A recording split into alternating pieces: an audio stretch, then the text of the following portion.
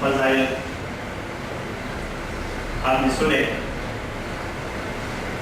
اور یقیناً جو مسجد کو آباد کرتے ہیں، مسجد میں بیٹھتے ہیں، یہ فضائل سن کر مزید یہ ذہن بنا ہوگا کہ مسجد کو آباد کرنا چاہیے، جتنی دیر ممکن ہو سکے اللہ کے گھر میں رکنا چاہیے۔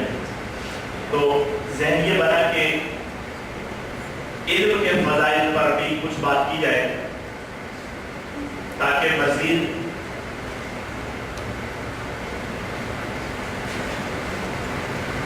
علم کی مجلس میں بیٹھنے کا کیا جو ثواب ہے، علم سیکھنے کا کیا ثواب ہے، تو جن جوابیری کے ساتھ جن نصیب ہے اللہ جسے عطا فرمائے۔ علم سیکھنا تو سب کی ضرورت ہے، لیکن بہرحال نصیب اپنا اپنا ہے، جو جتنا اپنا حصہ بناتا ہے۔ ضرورت کا جو علم ہے وہ سیکھنا تو لازم ہے۔ مثال کے طور پر رمضان شریف آیات اور روزوں کے مسائل ضروریہ خصوصیت کے ساتھ ان جو ضرورت ٹوٹ جاتا ہے، ان سے مقروع ہو جاتا ہے، لیکن بہرحال علم سے دوری اور فضائل علم سے آگاہی نہ ہونا بھی یہ ایک مسئلہ ہے کہ ذہن نہیں بنتا۔ نماز اثر کے بعد ایک دو مسئلے بیان ہوتے ہیں اور غالب تعداد مقصریت تعداد ہے چلی جاتی ہے، آپ پھر اپنا روزہ خراب ہو جائے یا ہمارے نماز میں مسئلہ رہ جائے، ہم علم بھی نہیں سیکھتے۔ اللہ رب العالمین ذہن نصیب فرمائے کہ ہم علم سیکھیں اور دوسروں کو سکھائیں، اس کے فضائل و برکات پائیں۔ اللہ رب العالمین جل جلالہ قرآن مجید میں قرآن میں ارشاد فرمایا، شہد اللہ انہ لا الہ الا هو والملائکۃ اولو العلم۔ ترجمہ ترجمہ، اللہ نے گواہی دی کہ اس کے سوا کوئی معبود نہیں، اور فرشتوں نے اور عالموں نے۔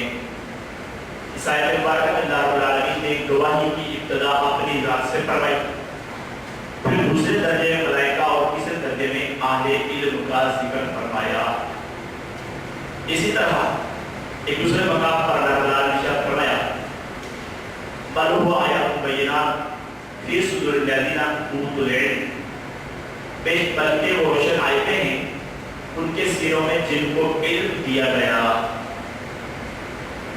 ایک اور مقام پر اللہ تعالیٰ نے ارشاد فرمایا، انما یخشی اللہ من عبادہ العلماء، اللہ سے اس کے بندوں میں وہی ڈرتے ہیں جو علم والے ہیں۔ اور کئی آیت مبارکہ جن کے اندر اللہ تعالیٰ نے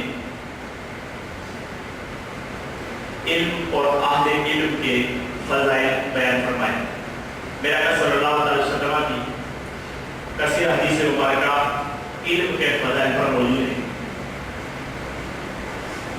طبرانی کبیر کی حدیث ہے، حضرت صفوان بن عسال المرادی رضی اللہ تعالیٰ عنہ فرماتے ہیں، میں نبی کریم صلی اللہ علیہ وسلم کی خدمت میں حاضر ہوا تو آپ صلی اللہ تعالیٰ علیہ وسلم مسجد میں اپنا سرخ کمبل اوڑھے ٹیک لگائے تشریف فرما تھے۔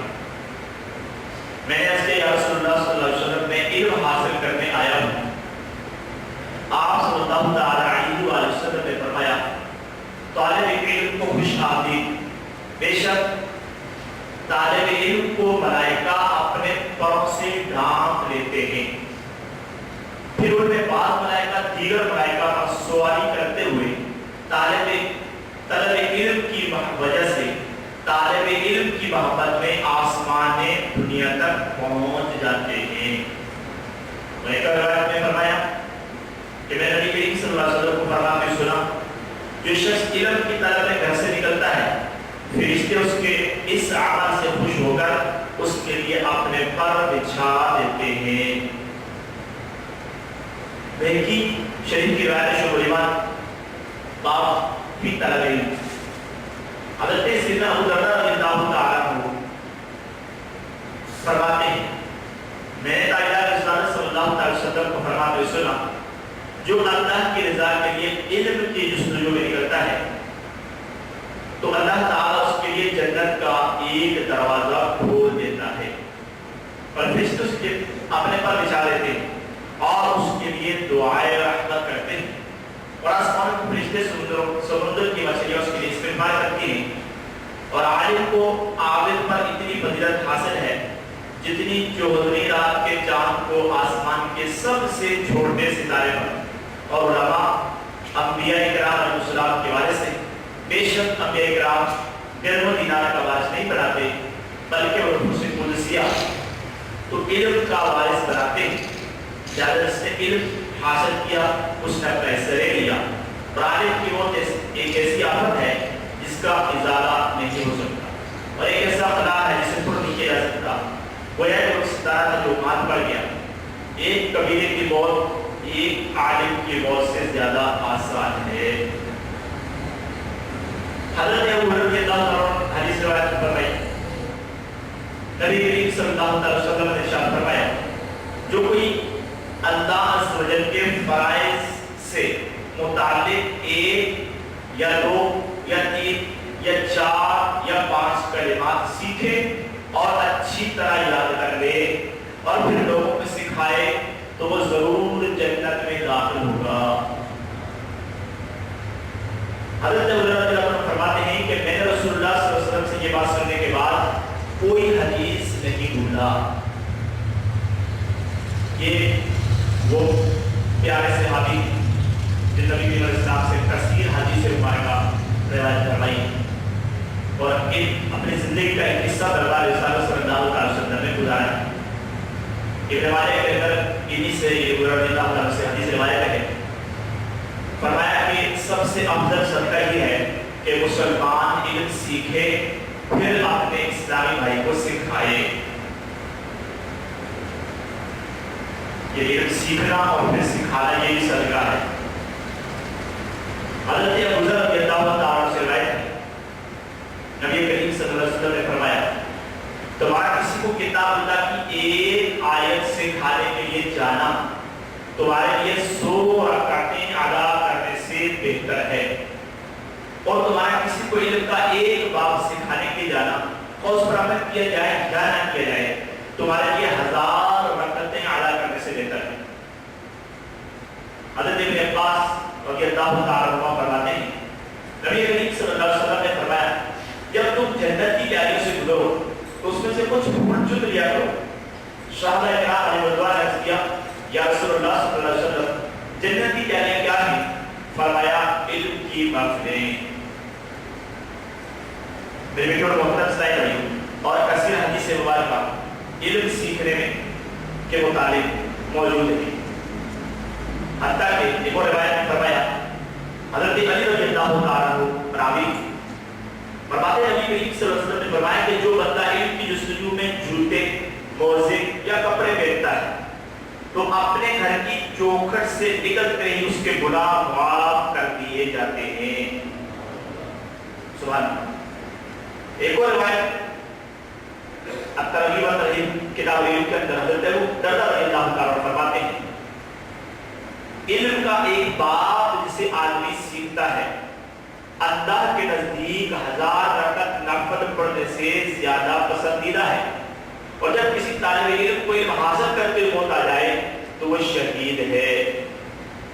حضرت ابن عباس فرماتے ہیں رضی اللہ تعالیٰ عنہ رات کے کچھ حصے میں علم کی تکرار کرنا مجھے ساری رات شب بیداری کرنے سے زیادہ پسند ہے.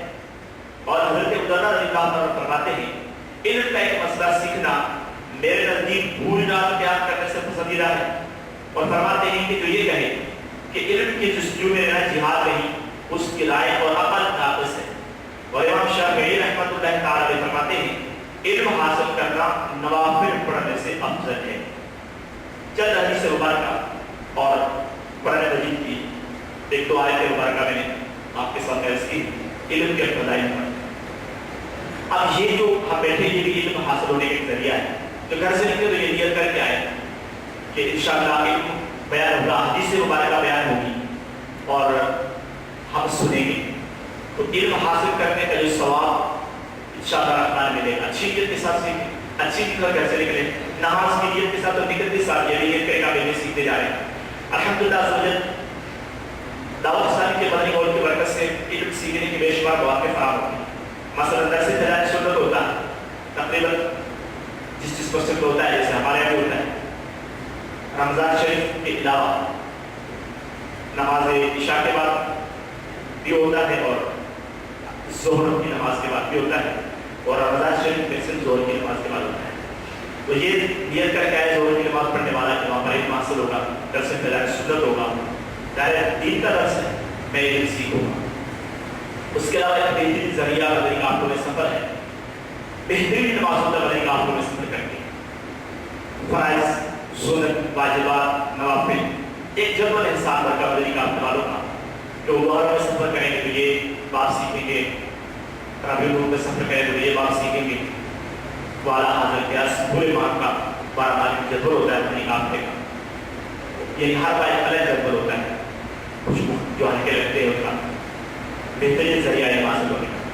اس کے علاوہ الحمدللہ رمضان شریف میں اعتکاف یعنی داوستانی کے تحت ہوتے ہیں, وہاں بھی علم کے حلقے لگائے جاتے ہیں, سکھائے جاتے ہیں. اللہ نے کے اندر الحمدللہ 30 دن کا اعتکاف خصوصی خوش نصیبی اور ان کی جو اس اعتکاف میں شریک ہے فرماتے ہیں. مجھے بھی رات کو مدنی مذاکرہ کچھ دیر دیکھنے کی سعادت نصیب ہوئی. خاموشی پر بہترین مدنی قبول حاصل ہوئی. تو مدنی چینل آپ دیکھیں, یہ بھی نماز ہونے کا ایک ذریعہ ہے. کچھ نہ کچھ آپ کا وقت نکال کر ان رات میں آپ رات سونے سے پہلے اپنا جدول بنائیں. انشاءاللہ مدنی چینل ہم دیکھیں. تو مدنی مذاکرہ کا کیا کیا وقت ہے؟ ظہر کے بعد